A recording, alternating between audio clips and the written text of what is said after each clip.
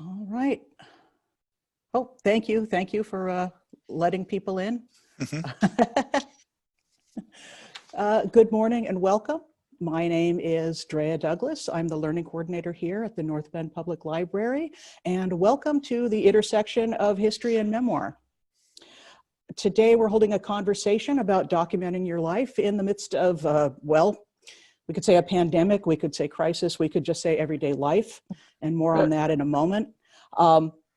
First, I just need to say that we are starting our summer reading program, and if you have not seen this yet or signed up at the website, we do have a summer reading program. We do have fun things to happen, and on the what we're going to be starting doing is sending these out with our curbside deliveries. So if you have books on hold and you're having them here at the North Bend Library, you'll be getting a free copy of that sheet that has the game on one side and what's going on the other. Now, our distinguished guests are going to be doing most of the talking. If there's a question that you have, we ask that you put it in the chat window and I'll be ferrying those over. So let us talk about our guests. Annis Cassells is a poet, a writer, and a teacher. You may have taken her memoir class if you live in the area. She's done this at Bandon and Coos Bay. We'll also be doing one here. The class will be at 11 a.m. on July 1st. 15th and 29th, 11 a.m. Wednesdays, each of those, and class space is limited. So if you're interested, please email the library and I will put that address in the chat. So Steve Greif is what did I do? I'm sorry, hold on, let me go back. Annis Cassells is a writer, she is a poet. Her first book, You Can't Have It All, is available at the North Bend Public Library. And we are waiting eagerly the publication of the next one. We don't know when that will be. Steve Greif is also an author. He is more known as pretty much Mr. North Bend. Everyone knows who he is. If you went to school here, you probably had him. If you visited the North Bend History, or the Coos Bay History Museum, you've seen him. He's a volunteer, teaches local history there. He has actually authored a text on American history for high school students. So even if you didn't go to school here, you may have read him already. So let me just say, when we first started our summer reading program planning, the program was in place, which was Imagine Your Story. This is the theme. It's a national thing. Most libraries do this. And I was thrilled because it was going to involve the National Storytelling Network, of which I'm a member. And we were thinking stories, folklore, culture, history. And then we were also thinking, yes, history, personal history. Great. We had all these great ideas. And then we had a pandemic. And we are only having programming that is through Zoom. We're happy to have you join us. We can't wait to see how many people come to watch this later. But we suddenly went, well, what is it like to live in a pandemic? What is it like to record your life in the middle of something like this? And how are you affected? And when we started talking about this, Steve, Annis, and I, Steve said something about how people don't realize that actually every day they're walking in history. It's the history that someone's going to see in the future, but we're all walking in history. And so I was reminded of this anecdote I heard where on July 4th, 1776, King George III wrote in his diary, "Nothing of interest happened today." Oops. Yeah, well, you know, you hear things a little late. And so, but this is it, is like, we don't know, we may not know what's important until later. And yet suddenly we are now all living in a time that we know when we're all old and gray, someone's going to ask us, what was it like? And we're going to have to say something. Mm-hmm. And so with that, I'm now turning the conversation over to Annis and to Steve. And thank you so much for joining us. Annis, Steve, please. Thanks for having us. Well, as many of you know, and I see some familiar faces here and familiar names, so you may know that if you tell me a story, I say to you, have you written that down? And I'm really kind of on folks about that, because what I know is everyone has a story and everyone has an interesting story. Some folks may say, well, I don't know. Nobody's going to want to read this. And maybe they think their kids don't want to read this. But, our kids are busy making their lives and they don't have time or think about it. But when they reach about 45 or 50 years old, maybe like we did, they begin to wonder, how was it when mom or dad grew up or grandma grew up, and how are things different now? And so it's a time, there comes a time when they do want to know about their roots and about your history. And if you haven't written it down, and you're not here to let them know about it, who's going to tell them? Nobody can tell your story like you can. So I'm really interested in helping people get going on their stories, writing their stories. And particularly right now in this time, as Drea said, this is a time of crisis or whatever you may want to call it. Jotting down your thoughts, feelings, how things are different for you today than they were BC, before Corona, that might be really helpful for the future, for the young people of the future, or your kids, your grandkids, your nieces, your nephews, folks who come behind us won't know what happened. They won't know how you felt. And if you tell your story, you're putting yourself in the context of history. And when they see that later, you're just going to be a historical rock star. That's all there is to it. So Steve and I are going to talk today about memoir and history, and I'm going to give some tips about writing memoirs, some things that just maybe you've heard before, but maybe you haven't, but to help you feel comfortable with the idea. I wonder, how many folks have ever started writing their life stories? Yeah. Yeah. Okay. I was in third right, grade. It wasn't that good yet. You didn't have enough to write about yet. But so I just want to dispel some of the things that preconceived notions that some people might have about memoir writing and what it's all about. So anyway, so I'm going to start with just saying that you don't need to worry about what you've written sounds. You just need to get it down, because you can revise it later and edit it later if you choose to do so. Writer Anne Lamott calls the first draft the down draft. You just get it down, and then the second draft, the revision, the updraft, you fix it up. So there is no need to worry about any of that.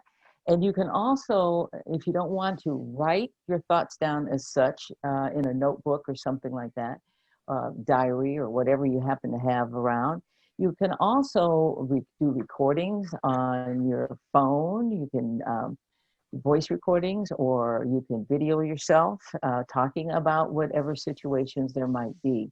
So there are lots of ways that you can get it down, so to speak.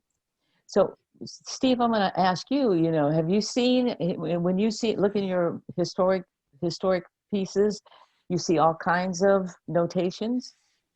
Yeah, when you think of the word history, the word story is in that title. And our museum is collecting all kinds of those. And we have all kinds of memoirs and diaries. And those things are so important to keep the stories. They're often very personal and very local. And the color that those bring often far exceed the standard histories that people write, based on documents or photos that they see much later.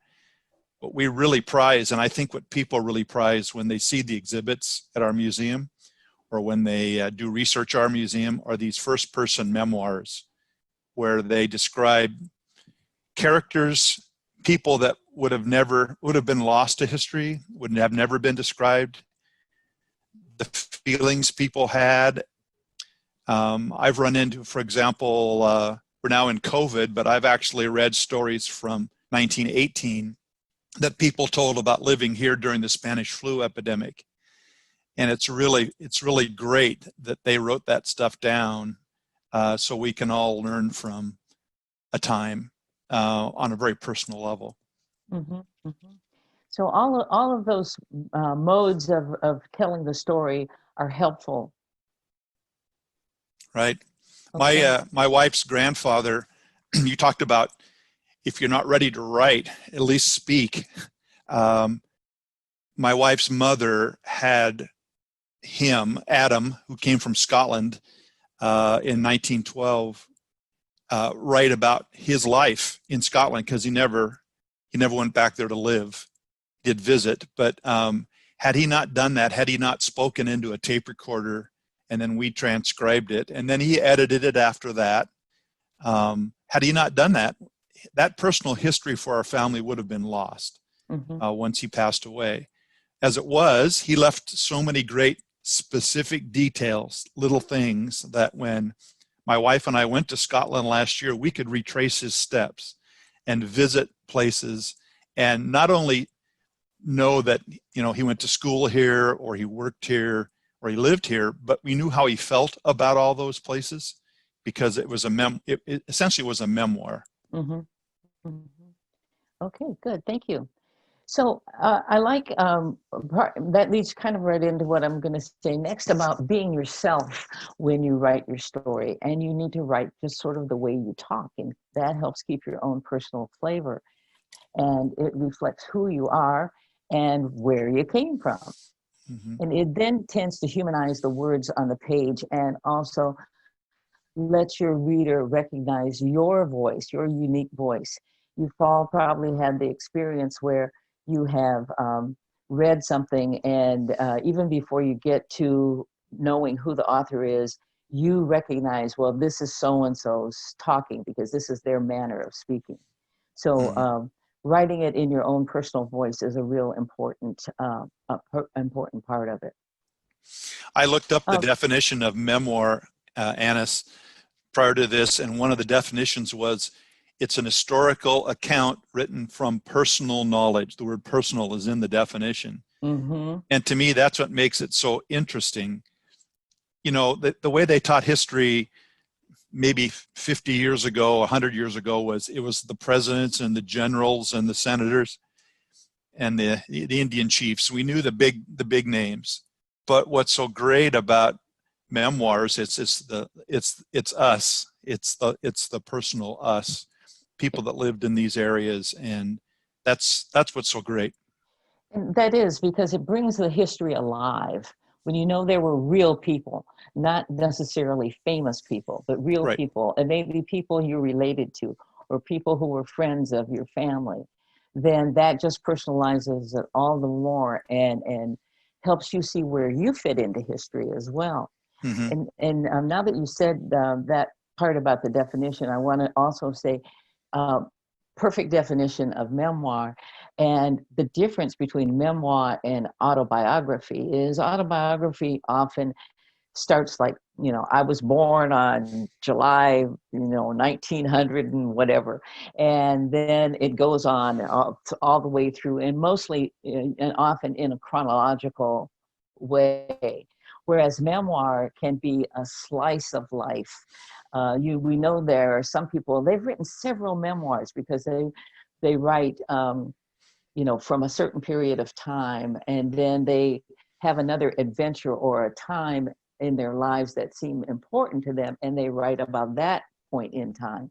So if you were choosing to write the Corona Diaries or the Corona Memoir, then that would be about this slice of time, not necessarily tucked into another type of memoir. You could just do certain parts.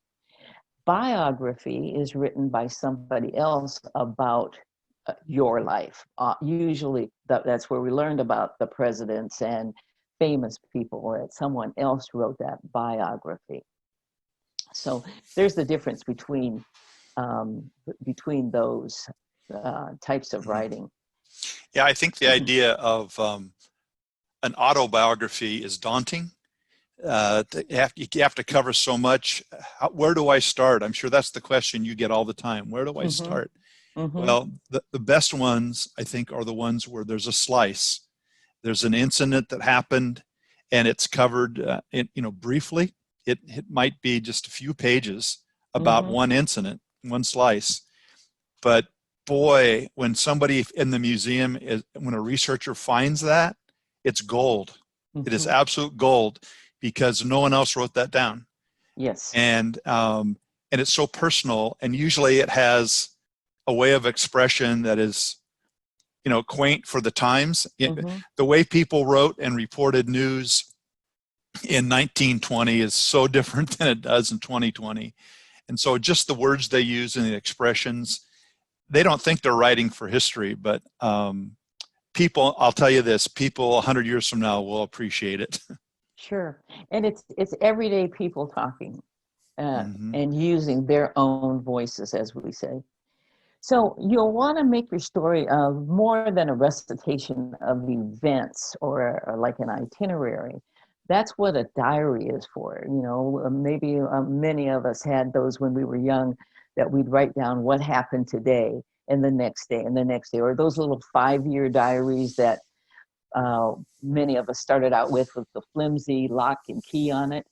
But so the story that you write, the memoir pieces that you write, need to be more than that. They need to include your feelings and your opinions. They need to include sensory details, like Steve was mentioning about the very specific detailed things he got from his family memoir. Talk about relationships with family members and coworkers and schoolmates and friends. And it really is okay to recreate conversations. We know that we don't necessarily, we can't often be able to recreate the exact conversation that we had with someone in the past, but if we know the person, like I knew my mom, and I knew if mom said something, I knew pretty much what she was going to say or how she would say it. Mm-hmm. And I can recreate a conversation that we might have had. And so that's okay to do, because you still will get across the feeling that conversation brought out, and the truth of the ideas of that conversation. And you see that recreations? Right. I would say something I thought about too is that as people write, to put in points of reference in this way. So you're talking about let's say you're writing about the COVID experience that you're going through now. Where are you living? How old are you? What else is going on in your community? What's going on nationally or in the state? Sometimes it's helpful. My wife was reading, I'll go back to a personal experience. My wife was reading a memoir of one of her relatives on a different line, and she suddenly realized that when her mother's parents died, her mother's brothers were of a certain age, and it never hit her before that these boys were this age when their mother died, because the memoir mentioned that and mentioned the feelings that they had losing their mother at that young age. Mm-hmm. So it's funny when we tell a story, we know the whole circumstance, but remember that your reader wants to know some of that too. What's going on in America when this incident happened? What happened? What's going on in your family? Were you married at the time when this incident happened? Did you have children? How did it affect them? So just points of reference. That's the historian in me that wants to have some of those little data points to make it. It makes it a little bit more universal. Mm-hmm. Mm-hmm. So those historical references are important, and if I'm writing in my journal, which is where some of my stories that I end up publishing come from, then I put in the time that I'm writing it. I put in the date. I put in where I am, so I can recall all of that when I'm ready to refine that story a little bit more. And so doing those kinds of things and putting yourself in the context of history comparing how things were before, how they are at the time the thing is going on, and then how they are today. And maybe even how did it change your life, or how have you changed and grown because of where you were at that time in history. We all remember where we were when we found out that John Kennedy had been shot. We all remember where we were when the 9/11 occurred. 9/11 occurred, I was here in Coos Bay, and it was somebody on this call, Karen Blue, who called me to say, turn your TV on. And I will never forget that. And so telling those kind of stories will just enlarge the whole event for you as the writer, as well as for those who read it after you. We celebrated at the museum one year an anniversary of the only hurricane event that hit the Oregon coast, the Columbus Day storm, back in the 1960s. It was actually a tropical storm, but we all called it a hurricane. But a lot of people wrote down where they were and what happened to them.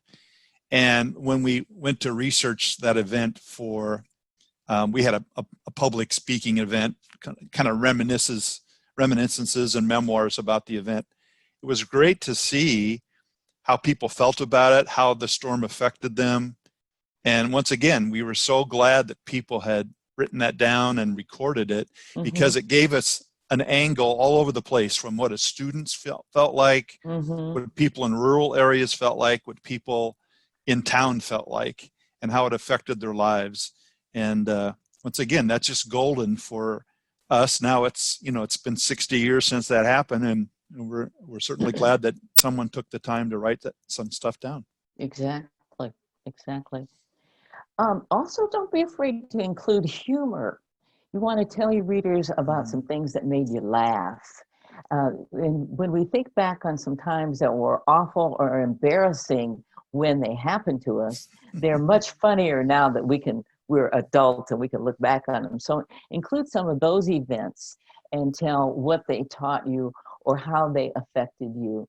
And, also humor sort of diffuses a situation. And you may be talking in a conversation and somebody that might get a little tense, but if somebody injects a little humor, then that helps take away from whatever stress there might be there.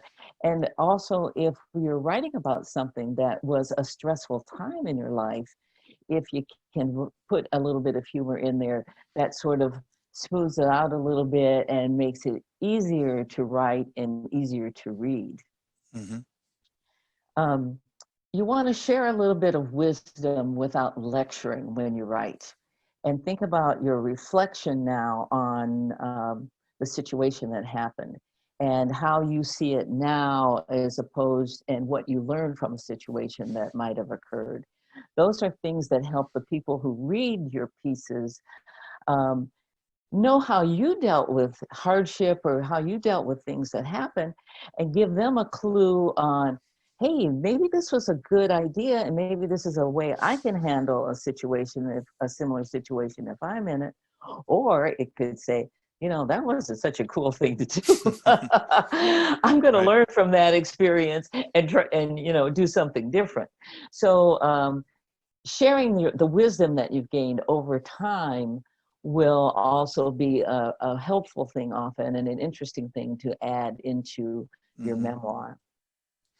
When we're living day to day, I was talking with several people about this recently, that we don't think often that we're living through history. Now, the COVID thing, we all realize we are. 9/11, we realize that. But many days it just seems like a normal time. But it's amazing how fast that becomes historic. Things that happened 20 years ago, now when people tell those stories and we see the differences between then and now, it's amazing. So getting this stuff down, like you said, that downdraft is so important, because you're recording a time in history that will change. Mhm. And I think the biggest thing about history that makes it fun is for us to realize how much change has occurred. I think Well, I look back to some movies. During this COVID crisis, we've been watching some black and white movies. I'd forgotten how many people smoked all the time. I mean, every movie, there's just clouds of smoke. And Mhm. now it stands out in an Right. incredible way. Now, at the time, you know, people wouldn't have thought of that as being different. But if they were mentioning a smoking incident, like when I first taught at the first high school I taught at, the only person at the high school that smoked it was a small school, was the principal. And we Mhm. kicked him out of the faculty room because the rest of us couldn't stand the smell of smoke. But he was smoking on campus in the school at the time, which I reflect back now, that is so taboo now. You can't get Mhm. cigarettes anywhere near a campus. Mhm. And that's only in my lifetime. So I'm Right. just thinking about all the little things we see in everyday life that by writing these down into a memoir will reflect change at some time in the future. That's a good point, Steve. And it also reflects, you can also reflect how things change and then they come back around again. Mm-hmm. I remember as a little girl being at my grandparents' home in Columbus, Ohio, and my grandmother calling the grocery store. And then a little while later, a kid drives up with a truck, and he's got the groceries in a box, and he brings them in the house, and unloads them for her, on the counter, and he goes away. So we got away from that. And now in the last few months, more people are calling up or getting on their phones or their Mm-hmm. computers, and they're ordering their food or groceries, or even Right. from Costco, and somebody is bringing them. Instacart has brought back the Mm-hmm. old delivery boy thing, and so Right. that's a full circle almost. As we think about it, happened in my lifetime, and so that's another illustration, a thing that can be illustrated as we write our memoirs. My So, grandfather delivered milk from the Greif dairy in the 1920s and 30s. And I've read recently where there was some town where some dairymen were doing this, were bringing that back. uh-huh. They thought because milk is something people needed every week. And so they were reestablishing routes that hadn't been there for 60 years Mm-hmm. to Mm-hmm. deliver dairy products again to people's homes. How So you're cool is right. It does come back. how cool is that? Yeah. And the thing about memoir too is you don't have to write it off from memory. You have photo albums, you have Mm-hmm. maybe documents that go through, and if you're heavily into genealogy, maybe you've been on ancestry.com, or you've looked up things, documents online. Old songs will trigger memories, Mm-hmm. and old movies, as you said, bring back things, and even reunions. You can also interview other people who were there at the Mm-hmm. time and get their take on it. But remember this, your memoir is your memories. And no two people are going to remember things the same way. So, I have a brother, and we also had a sister, and she grew up. Our parents were a little bit older, and we always thought she had it easy.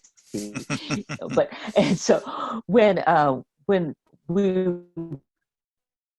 got to talking about things that we remember as kids, even though all three of us were there at the same time and same place, we have different memories of them. And we didn't remember that happened, or somebody doesn't remember that happened, or they'll Mm-hmm. say, no, that wasn't the way it was, because they're going from their memory. Right. And so even if you enlist other people's ideas about what went on, and how something happened, then you can listen to that. And if you want to, you can, in your memoir, write, well, I remember it this way, and tell your story.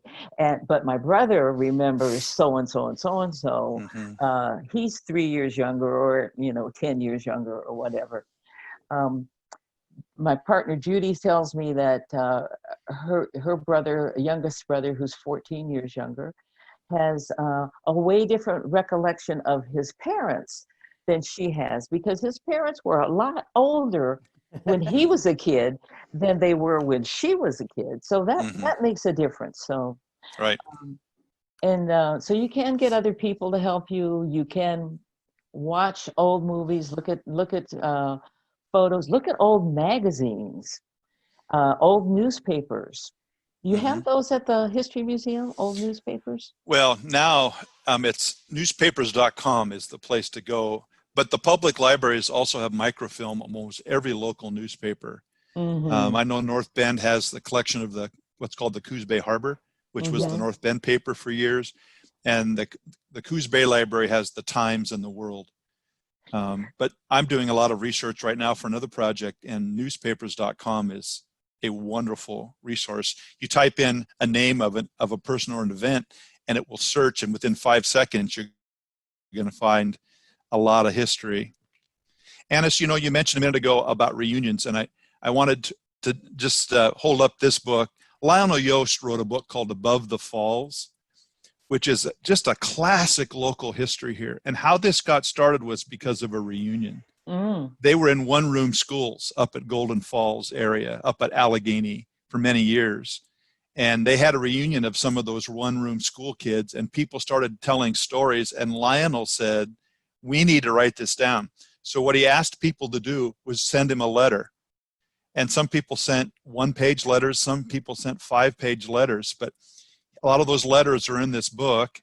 And then he wove it together with the facts that he could find from documents, from newspaper accounts and from the land records at the county courthouse, and put together this wonderful book about a local area here.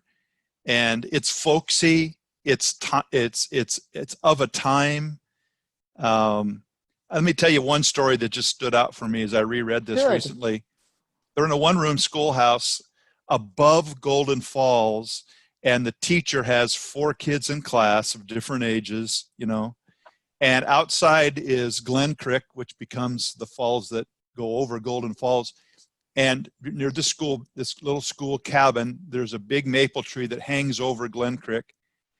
And the teacher there would tell the students that if they behaved, she would read them a story. And what she would do is they would all go on that maple tree above the Glen Creek, sit on this old maple tree, and she'd read a chapter from Treasure Island. And if the kids were good, she'd read 2 chapters, or if they promised they'd do their math or whatever. But that little story has stuck with me about a time and place that we would never get back. I mean, most of us will never get above Golden Falls. But the image of a one-room schoolhouse and the kind of interactivity a teacher could have with a small group of kids, the idea of reading a story being read to you while you're on a maple tree above a creek, it just is an amazing time that has been captured. So I totally hope people take your class or are inspired to write, because there are going to be gems that someday I hope will wind up in our museum for future people to read as well. Oh, absolutely. Absolutely. You mentioned newspapers.com, and Right. that would be a great source for, after you get your story down, that downdraft, Right. Then if you want to insert some things that were going on at that time, you can go back to that newspapers.com or to the library and look on the Microfiche, or is it Microfiche? Microfilm. Microfilm. Yeah. You can go back and look on there and see what was going on at that time in the area, and insert some of those details into your very story. And so that will, help enhance it very well, and also may jog your memory on some other things that were going on that you knew about at the time but had forgotten. So and for those who are a little wary of looking at microfilm, it's totally changed at the Coos Bay Public Library. I'm not sure about North Bend now, but Coos Bay has a monitor that is it's rectangular, vertically rectangular, almost the size of a newspaper page. It's large. We do as well. Okay. Yeah. And nowadays, you put that microfilm on, and the librarians will help you put it in so you can advance it. If you saw a story, you can literally clip it and send it to yourself via email from the library and save it so you can do your research at home. Oh, cool. So I've done that many times. I've wanted to know something. I've gone to the library, get a roll of microfilm, find this, the time period I'm looking for. These are great stories. I can literally cut it and send it to myself in email, and I go home and I can print it and then do with it what I need to do. So it's a tremendous resource. And if you have the personal story that you're writing, and then you add the details, these reference points we talked about earlier from what's happening around you in other aspects, that makes it a great story. Well, that's great. That's really different than what I remember about using it. Yeah. Oh gosh. We Go also ahead, still Drea. we also do still have some microfiche, which are going to be the sheets, but these machines work very well with that as well. And so it's not what we all remember it was. Yeah. But I was going to say, that's a memory someone will write down. But when we had talked about this, I was telling you about a family vacation that was of lore in my family's history. And a few weeks ago, my brother on a Zoom call pulled out his fourth grade report for what he had done that summer, which was about this vacation. And he's reading it, and we're laughing, and we're talking about, first off, what does the United States look like from a fourth grader's point of view? And, and now this fourth grader is in his 60s. And so how does this look?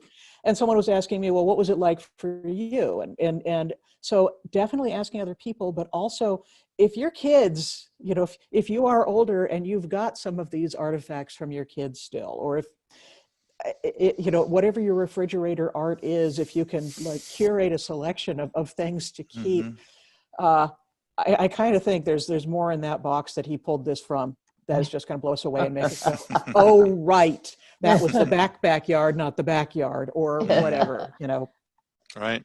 Mm-hmm. Mm-hmm. Very good.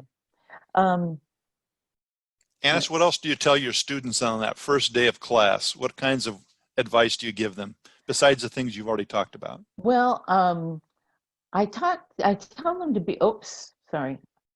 You're still on, I guess, but I've lost. Okay, where am I? I hear you. We hear you. Okay. I do tell them to be unafraid, that because often people will come in at that beginning and they'll say, I don't remember anything.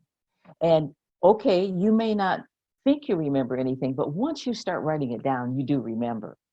And often that first day, we'll do a few exercises that are supposed to help folks get into the frame of mind and to start recalling things, or be able to pick out a theme that they're going to address in this set of writings. So, for example, one summer in the class, I wrote all my stories were about my college days. So one was about my student teaching, and one was about my roommates and time in the dorm, and a bunch of different things, and a crazy incident that happened. And then one summer, all of my stories were about my dad. And so, don't expect that you're going to get it all written down at once. That's just not going to happen. Right. But if you can take parts that you want to write, or come upon a theme that you want to use, then those are the kinds of things that are going to get you through and help you come up with topics and jog your memory so that you can get some stories down. Yeah. And so, and also the thing I said earlier about just get it down. And don't worry about the punctuation. Don't worry about capitalization. Don't worry about spelling or anything like that. And don't let your inner critic sort of take over, but do just let the story flow. because you can always go back later and change it, correct it, anything that you want to do, add to it, subtract from it. And that's the other thing that I try to make sure I tell folks early on is you don't have to tell it all. You're the master of your story. And so if there are parts of your story that you really don't want to put out there for publication, that's okay. You don't have to do that.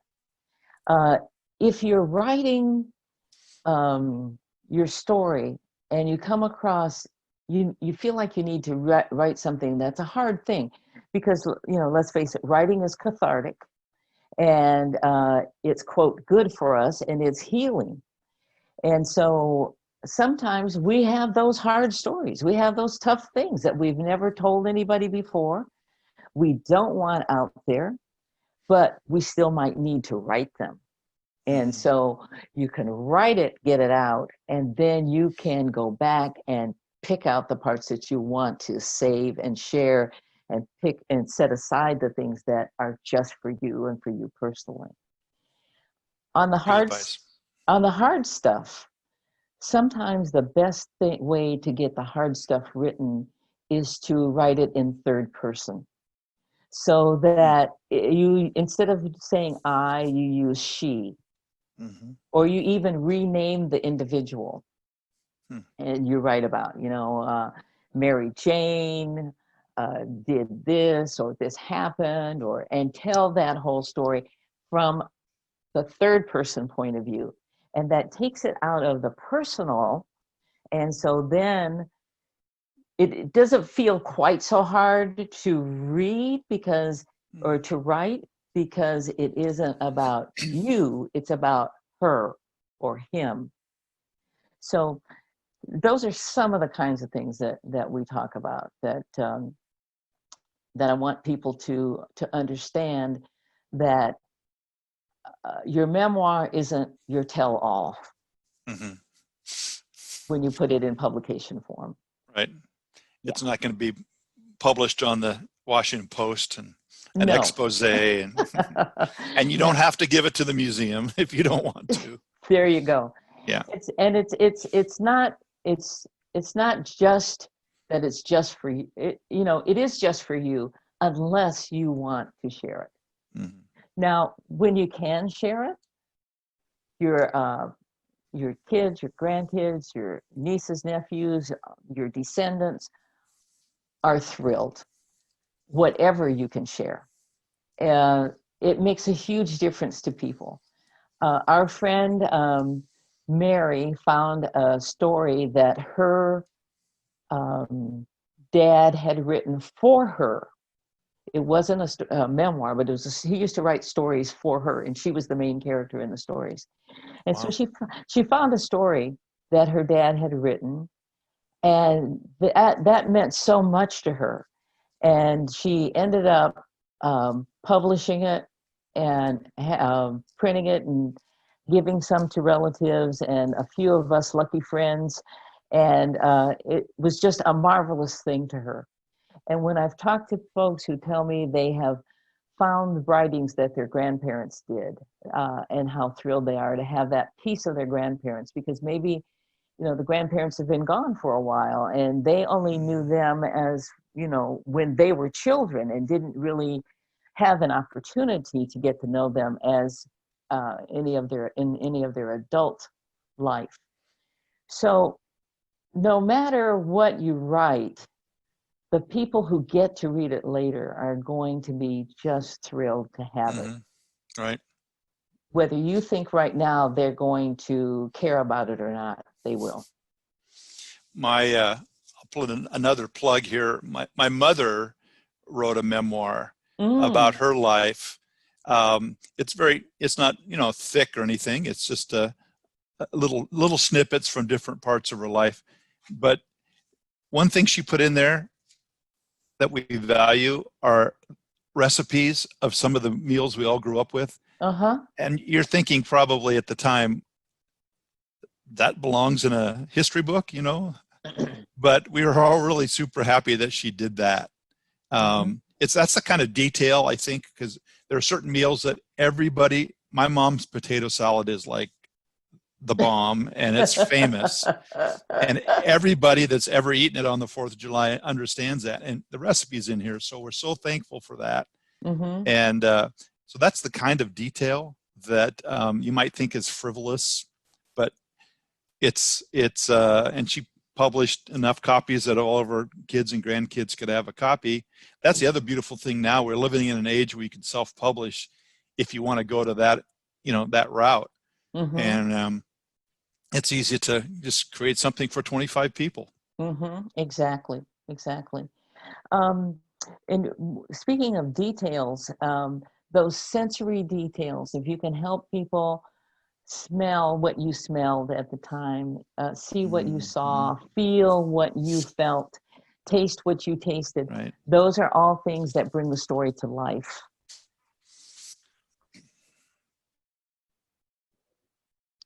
Before we hit the recording, or before we let everyone in, we were talking a moment about, I'm new here. Annis is here for part of the year. And the one thing we all agreed on is trees and green. That is just green. And, so when I write my memoirs, trees will be figuring in this. Good for you. The other thing that I want to stress to folks is it's a good idea to read other folks' memoirs and get a feel for the kind of stories that they include in their memoir. Read and see their style. You can figure out what you like, what you didn't like. Also, learn about those people and how that is something that will enhance your own work. Andrea has put together a nice list of memoirs that are available at the Coos Bay Library that folks can check out, or either physical books or digital. And I would recommend that it's a good idea to just find somebody that you're interested in, or maybe somebody you never heard of before, and do some memoir reading and get a feel for those authors and their stories. That's a good idea. If people go to the Coos History website, which is Coos History, www.cooshistory.org, to our website, one of the things they can do is they can go to a link of all the books in print that have anything to do with South Coast history. And there's a nice section there called Biography. It's divided into segments by locale or by topic. And people might be able to get an idea of what's out there. Even get it on interlibrary loan if it's not still in print, or some of the books we actually sell in our gift store at the museum. But there are a lot of examples if you want to look at local examples from the past. Cooks and lumber camps, fishermen, miners, loggers. I can think of quite a few. The libraries also have some good Oregon collections, and the coastline libraries, not only will they be Oregon collections, but most of us will have drilled down to, we're looking at this area, we're looking at Coos County or just North Bend. And so we usually have these behind glass, but we're more than happy to open them up for people. And they are in the catalogs, so you'll be able to find them. Okay, that sounds great. So, Drea, shall I say a little bit about the format of the class? You should. Okay. Perfect timing. Well, the class that we're gonna run is going to be the 3 Wednesdays in July, and the way it's going to work is that the participants in the class will email me their stories, and I'll set a deadline, maybe the Sunday before the Wednesday class. And during that time, between Sunday and Wednesday, I will read and critique everyone's story and give feedback to you about what's good, what you might try, what might improve it, so on and so forth. Then I'll also take excerpts from folks' stories, and I'll use them during the online period to teach ideas and things about memoir writing, and we'll go over those little excerpts and give everyone experience in giving feedback, which I call responding to the print that's there, to the text that's there. And so we'll be learning things that are germane to memoir writing, things that are important to think about as far as writing in general, and as well as learning to give feedback and receive feedback. So that's pretty much it. Sounds fun.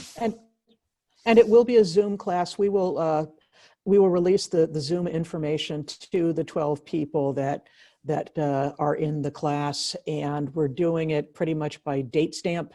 So when I look at the emails later, I'll be able to say 1 through 12.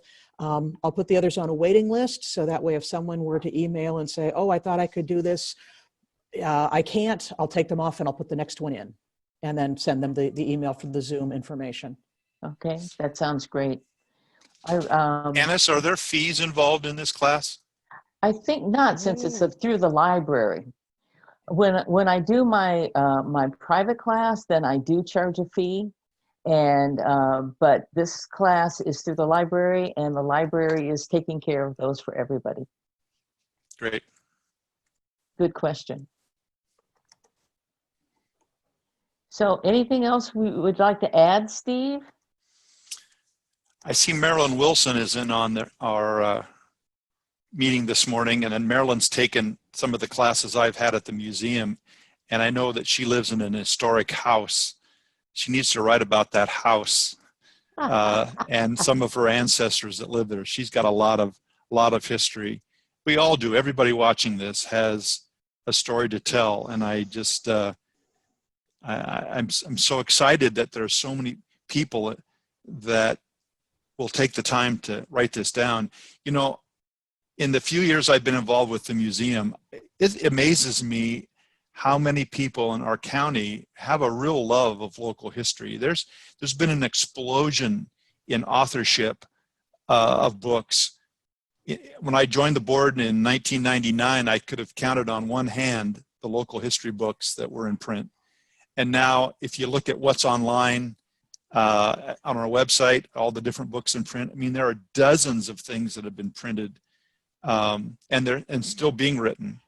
Bill Lansing is a person that has written books on logging and railroading and schools in the past. Some of you may have read his stuff. He's in the process right now of doing one on early doctors in Coos County. Now, that's not really a memoir, but I'm just saying that we're all participating by writing in these memoirs. We're all participating in the collection of great information for county history in the future. Mm-hmm. Sounds great. Sounds great. I can't see the Zoom board anymore. I can only see this main speaker. So are there any questions that people might have? No one has posted a question yet for you, but please, someone post a question. Anybody hear me? I have a question. Can anybody hear me? Yes, I can hear you. I'm Barbara Ruger, and it's kind of fun because actually my grandmother worked at the Hub with Steve Greif's grandfather. Right. Time ago, the Hub department store in Coos Bay. Anyway, my main two questions was that was newspapers.com, is that right? Yeah, newspapers.com, there's a free trial, and then after that you pay a fee, but it is worth it, I'll tell you. You can, okay. I think you can buy a monthly or a half-year subscription, and you'll be amazed at what you can do. That has an S, newspapers, like an S, like Sam. Yes, newspapersplural.com. Okay. And then the other thing, on the other end of the spectrum, you know, Lionel Leos has finished his newspaper repository, and it's at Marshfield High. So if you basement there's 100 years in the original of the Coos Bay area history. You can go in, we used it because Greg helped get the Egyptian back going. And we used it to look in 1925, what was published there originally about the theater. So you could not only see, read about it, but you could touch the paper that actually existed when the Egyptian opened. And that was pretty exciting. So if anybody wanted to look up anything on the original papers, they could do that at Marshfield High by making an appointment, I believe. Right. That's a good point. Some people don't like the microfilm aspect of things. When I did research for a book I did on North Bend High School, at the North Bend Library, they had the Coos Bay Harbor, the actual bound volumes, and I literally got to turn the pages like a newspaper. And you can do that with the Coos Bay Times and the Coos Bay World and the Sun, which was a weekly newspaper. You'd have to contact people at the Sun to get it, to get access. They're storing them they were at the Harding building, but that building's been torn down to build a new junior high. But they found a space at Marshfield High School for the collection of world newspapers, and it's priceless. Really want to thank Lionel and so many others who put that together. Good point, Barbara. And by the way, you should write something about the Hub. That is a nice. Everybody of my age remembers the Hub as being just this tremendous department store in town, and we need more voices to record what that was all about. We don't have a question here, but we do have a comment from Lori Diane Carson. Just thanks to all, and a hello to my high school teacher. Oh, that must be me. I'm going to go out on a limb. Yeah. Oh, dear. Well, I just want to remind people that your story is your story, and it's valuable. And again, no one is going to ever tell it like you can tell it. And so you don't want to leave it to other people to tell your story. So write it now while you can, and tell your truth, the things that you have learned and what's kind of guided your life. So it's a good thing to think about doing for yourself and for the people who come after you. I co-taught a class at North Bend High with an English teacher who was constantly reminding us that we have roots in many of the words. And if you start to learn roots, you start to understand a lot of vocabulary. And in memoir, it starts out M-E-M-O, memo. Mm-hmm. And you start to think about all the places where those words are. That's the Latin root memo is for the mind, memory of the mind. And think of memorabilia. Think of commemorate. Think of memorial. There are a lot of words that have to do with what this is all about. Memorabilia is critical to the museum. Memoirs.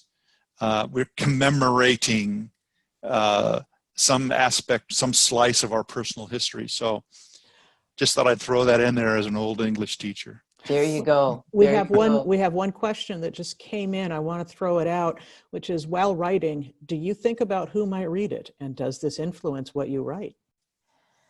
Well, I can't remember who says it. I think it's Anne Lamott. If people were afraid of what I'm going to write about them, they should have been nicer to me. That's awesome. I do sometimes. I have to admit, I do. And I think most people do. But I think the way to get through that, again, like I said earlier about the hard stuff, is to go ahead and write it, regardless of how somebody might feel about it, because it is your story. But then you get to decide how much of it you want to leave in or take out, or if you want to change it or not. And my thought would be, you might omit it rather than change it. Somebody who was, kind of an not so nice person, you don't want to change it and make them nice, but you could just leave them out of the story, or tell what other part of the story you could, if you're worried about how people are going to feel. And sometimes you might be surprised that folks don't necessarily feel the way you think they're going to. sometimes that's quite a surprise. Mhm. So Annis, do you do private consulting? I do. Yes, Do I you have a do. or contact number? Yes, you can. I can't put it in the chat because I don't see the board, but you can contact me at heyannis, HEYANNIS, at AOL.com. Okay. Thank you. Thank you for asking. So, you know, again, and no matter how well developed your story is, how polished it is, how loudly the people who love you are going to cheer when they see it, uh, everything isn't going to appeal to everybody. So whatever your skill is, level is, and your resources, just don't hesitate to write your story. And I'll put in a plug here at the museum. For the last several years, the first Tuesday of most of the months of the year, we've had speakers, we call them First Tuesday Talks. And many times it's almost like a verbal memoir. Mm-hmm. Just before COVID hit, we had over 100 people show up to hear Bruce Day talk about Day's ship supply and how he and his employees dealt with the foreign ships that are in our area. It was funny, it was historical, it was local, it was rich with anecdotes. And for those who like stories, keep on the lookout on our website. You know, obviously, we're not doing in-person stuff right now. We're trying to do some stuff online, but we try to do a lot of public talks. And for some people, that might inspire them to record their story. Mm-hmm. Mm-hmm. All right, thank you. Nice. Coos History Museum is doing a great job. Thank you. Mm-hmm. Every community needs some place that collects all this heritage. You know, Mm-hmm. it'd be such a waste for us not to know how we got here. And the memoir, that's why I'm really applauding what you're doing, Annis, because you're part of that saving of important things that tell us who we are as human beings. Thank you. That's true. That is true. And thank you both, Annis and Steve, for leading this today. We really appreciate this. And this conversation, for those who may have come in late, this conversation will be on YouTube. And you can contact us at the library at nbservices@coastlinelibrarynetwork.org, the world's longest email address. nbservices@coastlinelibrarynetwork.org, one breath. You can find out there how to get to the YouTube, to the recording. You can join the summer reading program. You can get the list of books that Annis talked about. You can contact us for just about anything. And we certainly appreciate you all being here today and walking through history with us. And we will all remember this. All right. Thank you. Thank you so much, everybody.